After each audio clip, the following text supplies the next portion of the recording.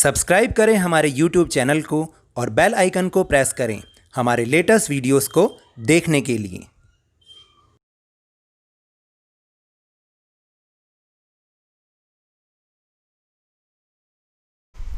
Hello and welcome to Lavneesh sir की class. आज की ये शिक्षा निदेशालय राष्ट्रीय राजधानी क्षेत्र दिल्ली की वर्कशीट नंबर 45 जो कि क्लास 9th के स्टूडेंट्स के लिए है। यह ली गई है सामाजिक विज्ञान के इतिहास विषय से, जिसमें हम समझ रहे हैं पाठ नंबर 3 को, जिसका नाम है नाजीवाद और हिटलर का उदय। आज हम इसका भाग 3 समझने की कोशिश कर रहे हैं।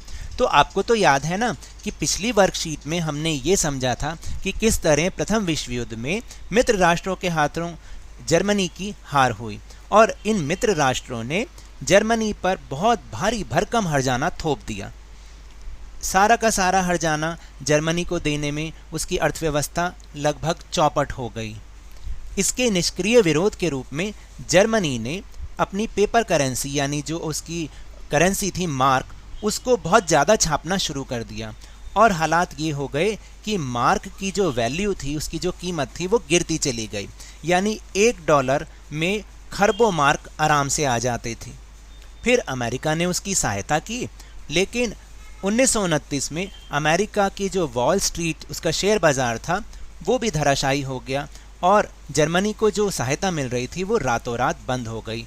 अब सीन ये हो गया कि पूरे जर्मनी में बिल्कुल मंदी मंदी छा गई। हर तरफ अव्यवस्था, हर तरफ बेरोजगारी, सभी लोग हताश होते चले जा रहे थे। अब ऐसे में परिस्थितियां बन रही थी कि हिटलर का उदय हो रहा था और इसी बीच जो सरकार थी हर मोर्चे पर, हर क्षेत्र में विफल हो रही थी, असफल हो रही थी। तो ये कुछ परिस्थितियां थीं जो हिटलर को आगे आने में मदद कर रही थी, यानी पिक्चर के सीन में आने में मदद कर रही थी।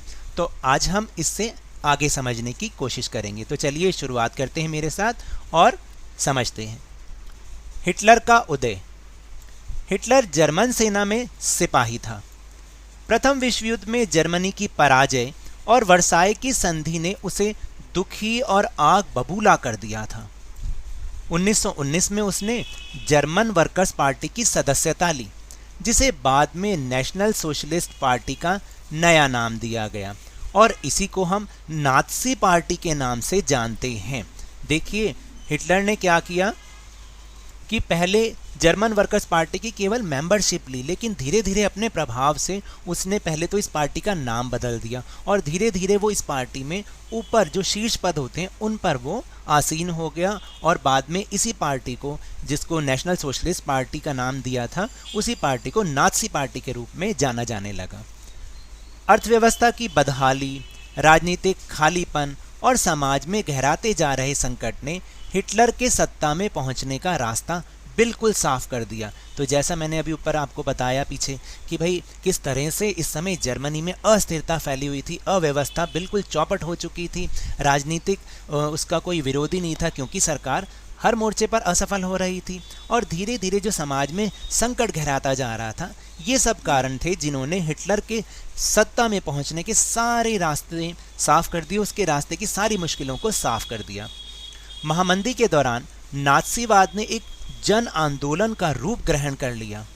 1929 के बाद बैंक दिवालिया हो चुके थे, काम धंधे बंद होते जा रहे थे, मजदूर बेरोजगार हो रहे थे और मध्य वर्ग को लाचारी और भुखमरी का डर सता रहा था। ऐसे में नाज़ी प्रचार में लोगों को एक बेहतर भविष्य की उम्मीद दिखाई देती थी। तो आपने देखा कि किस तरह से जर्मनी में हर तरफ हताशा ही हताशा, निराशा ही निराशा फैली हुई थी। काम धंधे बंद हो गए थे, जो मजदूर थे वो बेरोजगार हो गए और जो मिडिल क्लास लोग थे उन्हें भी अब लाचारी और भुखमरी का डर सता रहा था। तो ऐसे में जब हिटलर सामने आ रहा था तो लोगों को ऐसा लग रहा था कि ये हमारा मसीहा है और ये हमें इस समस्या से उबार देगा, इस समस्या का समाधान हमें जरूर दिलाएगा। 1929 में नाज़ी पार्टी को जर्मन संसद राइक्सटाग के लिए चुनावों में महज 2.6% वोट मिले थे, जबकि 1932 तक आते आते 37% वोटों के साथ वह सबसे बड़ी पार्टी बन चुकी थी। तो आपने देखा कि जब उसने चुनाव लड़ना शुरू किया तब तो केवल 1929 जब महामंदी फैल रही थी तब उसको केवल 2.6% वोट मिले, लेकिन जब 1932 आया उसका प्रभाव सारी जनता में फैल चुका था, तो उसकी पार्टी को 37% वोट मिले थे। तो ये सब किसके कारण था? ये हिटलर की जो प्रचार करने की कला है उसके कारण था। अब हिटलर की प्रचार करने की कला कैसी थी उसके बारे में अब हम समझेंगे। तो कैसी थी ये नाजी प्रचार की कला? देखें, नाजी प्रचार की कला। नाजी हिटलर जबरदस्त वक्ता था, यानी वो बहुत बढ़िया बोलता था। अपने जोशीले भाषणों में एक शक्तिशाली राष्ट्र की स्थापना, वर्साय की संधि में हुई नाइंसाफी के प्रतिशोध और जर्मन समाज को खोई हुई प्रतिष्ठा वापस दिलाने, बेरोजगारों को रोजगार और नौजवानों को एक सुरक्षित भविष्य का आश्वासन वो देता था। तो देखा आपने कि हिटलर ने अपने प्रचार करने की कला में किस तरीके से लोगों से क्या क्या वादे किए थे जिस पर लोगों ने विश्वास किया। हिटलर ने राजनीति की एक नई शैली रची थी। वह लोगों को इकट्ठा करने के लिए आडंबर और प्रदर्शन की अहमियत समझता था। उसे लगता था कि जब तक लोगों के सामने आडंबर ना करो, जब तक कुछ एक नया ना करो, तो शायद लोग उसको देखेंगे भी नहीं। तो इसलिए उसने इस प्रकार किया कि लोगों में समर्थन दर्शाने और परस्पर एकता का भाव पैदा करने के लिए नासियों ने बड़ी बड़ी रैलियां और जनसभाएं आयोजित की। उन्होंने और क्या किया? स्वास्तिक छपे, लाल झंडे, नासी सैल्यूट और भाषणों के खास अंदाज में तालियों की गड़गड़ाहट, ये सारी चीज़ें शक्ति प्रदर्शन का उसका हिस्सा थी। तो देखिए, अगर ये चीज़ आपको देखनी है तो मैं बार बार कहूँगा, मैंने पिछली बार भी आपको बताया था, एक कुछ समय पहले एक फिल्म आई थी गोल्ड, जो कि अक्षय कुमार जी की फिल्म थी। उसमें अगर आप देखेंगे तो सबसे पहले सीन में ही जब भारत का मुकाबला, हॉकी का मुकाबला जब जर्मनी से हो रहा था, तो उस समय हिटलर का दिखाया गया था उसमें सीन, और किस तरीके से हिटलर वो सैल्यूट करता था, और वहाँ जो स्वास्तिक छपे लाल झंडे होते थे ना उसके, बिल्कुल वो सीन उसमें बहुत अच्छे से दर्शाया गया है। अगर आप उस फिल्म का वो सीन देखेंगे तो आपको सारी बातें बिल्कुल क्लियर हो जाएंगी कि वो कैसे कैसे करता था। इसके अलावा यूट्यूब पर भी हिटलर से संबंधित बहुत सारी फिल्म्स हैं, आप एक बार उनको ज़रूर देखिए, तब आपको बहुत अच्छे से समझ में आएगा। नासियों ने अपने धुआंधार प्रचार के जरिए हिटलर को एक मसीहा, एक रक्षक, एक अवतारी के रूप में पेश किया। यह छवि उस समाज को अच्छी लगती थी जिसकी प्रतिष्ठा और गर्व का एहसास चकनाचूर हो चुका था और जो एक भीषण आर्थिक एवं राजनीतिक संकट से गुजर रहा था। तो आपने देखा कि नासियों ने अपना प्रचार किस तरीके से किया। हिटलर को एक मसीहा के रूप में दिखाया, एक रक्षक के रूप में दिखाया और एक अवतार के रूप में दिखाया कि जैसे वो जनता की मुश्किलों को दूर करने के लिए ही पैदा हुआ है। तो ये छवि तो समाज को अच्छी लगती थी, लेकिन जो है, क्योंकि देश में राजनीतिक संकट से जो देश गुजर रहा था, तो उनको भी लगा, लोगों को लगा कि हाँ, ये एक बहुत बढ़िया ही व्यक्ति है। लेकिन उनका ये सपना बहुत जल्द ही चकनाचूर हो गया, क्योंकि हिटलर ने क्या किया? हिटलर ने सबसे पहले आके लोकतंत्र का ही ध्वंस कर दिया, लोकतंत्र को ही जर्मनी से ख़त्म कर दिया। क्या हुआ जानते हैं।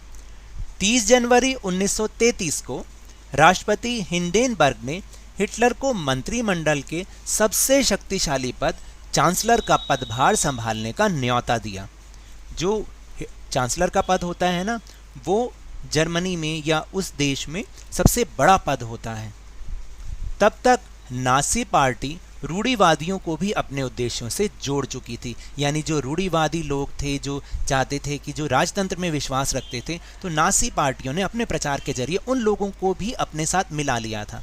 सत्ता हासिल करने के बाद हिटलर ने लोकतांत्रिक शासन की संरचना और संस्थानों को भंग करना शुरू कर दिया। यानी जो लोकतंत्र के संस्थान थे, संसद वगैरह थी, उनको भंग करना उसने सबसे पहले शुरू कर दिया।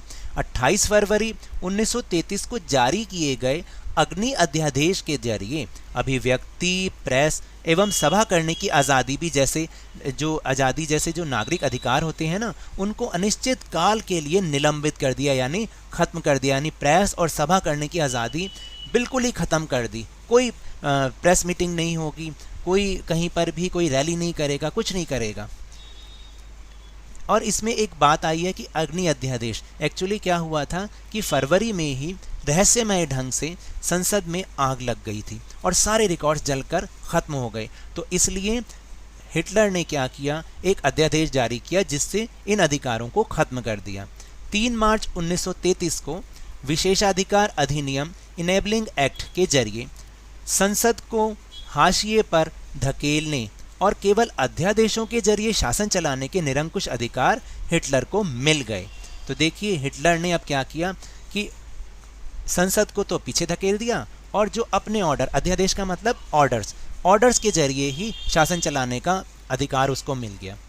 नासी पार्टी और उससे जुड़े संगठनों के अलावा सभी राजनीतिक पार्टियों और ट्रेड यूनियनों पर पाबंदी लगा दी गई।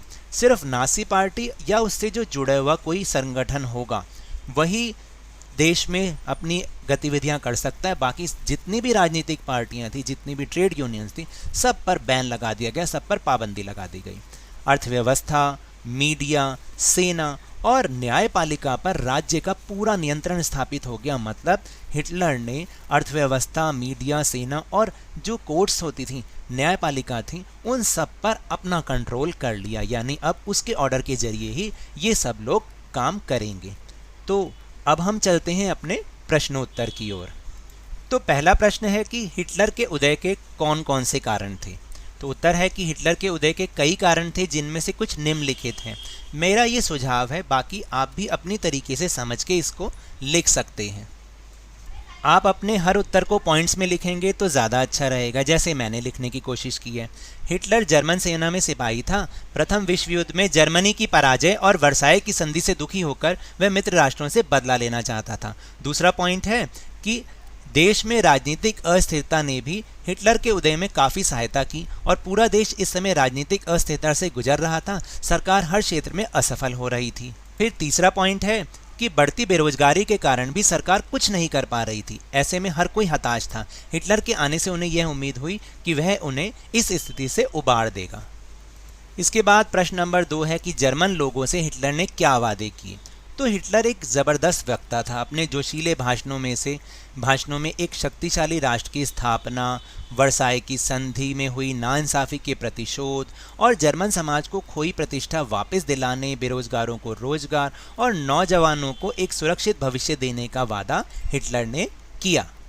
फिर तीसरा प्रश्न है कि पूरे देश में नियंत्रण स्थापित करने के लिए हिटलर ने कौन कौन से कदम उठाए। तो सबसे पहले हिटलर ने मंत्रिमंडल का सबसे शक्तिशाली पद, चांसलर का पदभार संभाला। दूसरा पॉइंट है कि सत्ता हासिल करने के बाद हिटलर ने लोकतांत्रिक शासन की संरचना और संस्थानों को भंग करना शुरू कर दिया। फिर तीसरा पॉइंट है कि उसने प्रेस और सभा करने की आज़ादी जैसे नागरिक अधिकारों को अनिश्चित काल के लिए निलंबित कर दिया। और चौथा पॉइंट है कि नासी पार्टी और उससे जुड़े संगठनों के अलावा सभी राजनीतिक पार्टियों और ट्रेड यूनियनों पर पाबंदी लगा दी। और पांचवा पॉइंट है कि अर्थव्यवस्था, मीडिया, सेना और न्यायपालिका पर भी उसने पूरी तरह से नियंत्रण स्थापित कर लिया। इसके बाद चौथा और अंतिम प्रश्न, क्या मीडिया पर प्रचारित बातों और विचारों से आप भी प्रभावित होते हैं? कोई एक उदाहरण दीजिए। तो ये मेरा सुझाव है जो मैंने लिखा है। आप अपने हिसाब से इस प्रश्न का उत्तर लिख सकते हैं।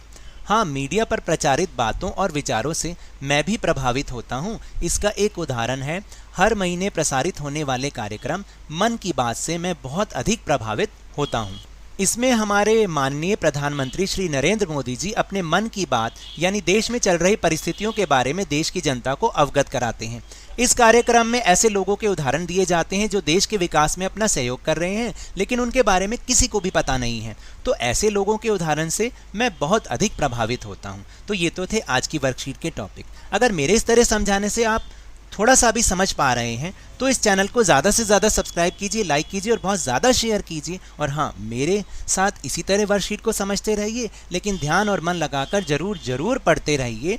और हाँ, अगर आपको कोविड-19 यानी कोरोना से बचना है तो मास्क पहनना बहुत ज़रूरी है। तो अगर कोरोना को है हराना तो मास्क ज़रूर पहनना। धन्यवाद।